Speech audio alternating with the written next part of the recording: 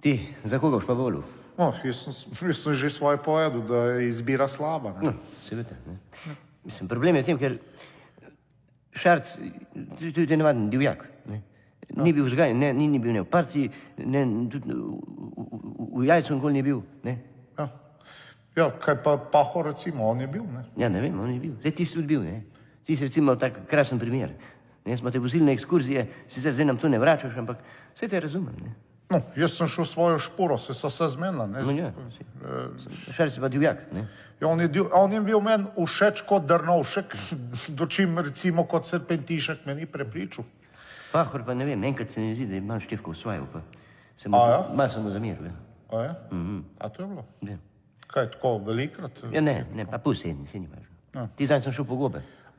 Do Lanca sem srečal. A še do Lanca srečal? Tudi šel po gobe, ja.